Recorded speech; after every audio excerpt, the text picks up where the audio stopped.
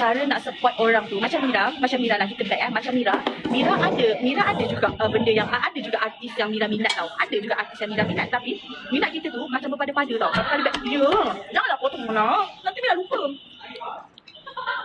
Janganlah kita support tu macam seolah-olah kita nak remote controlkan dia. Faham tak? Maksud remote control tu apa? Mira explain dekat sini. Okey, dia macam ni. Korang tak boleh nak jadikan orang yang korang minat tu ikut apa yang korang nak. Faham tak? Faham tak maksud Mira?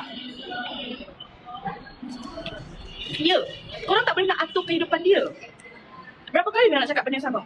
Setiap orang ada kehidupan masing-masing. Macam Mira, kerja, Mira akan tanya orang, adik boleh tak ni nak ada ni nak okey balik, okey dah stop. Tak ada, lepas tu tak ada dah.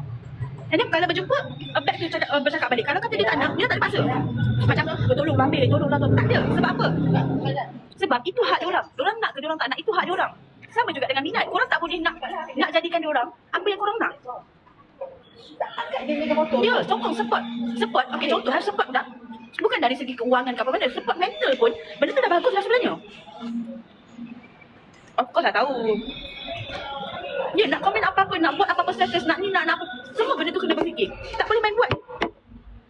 Ada akal dan fikiran Allah bagi. Ini semua benda nak sentuh. Sampai ke tahap bukan setakat mental. Dengan Mira sekali kau nak sentuh juga. Tunggang tu lah, tunggang ni lah, kena bumi putra lah ni. Mira sentuh je. Ini saja je. Kes ni bukan nak ulang balik tau. Cuma Mira nak cakap. When ni cakap contoh dia, budak ni baru nak bisnes. Satu hal ini contoh tau. Budak ni baru nak bisnes. Kau cakap kena cari mentor, kena cari ni. Kau tak tahu belakang-belakang dia tu macam mana. Faham tak?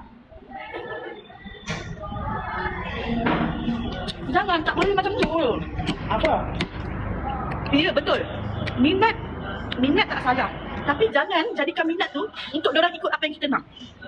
Macam you all.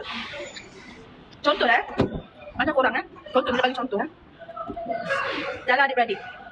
Mak kita minta kita jadi ustazah. Contoh, mak kita minta kita jadi ustazah. Kita tak minat ustazah, kita minat cikgu bahasa Inggeris. Of course kita akan cakap dengan mak kita, mak, orang minat bahasa Inggeris, boleh tak orang jadi cikgu bahasa Inggeris? Faham tak benda tu?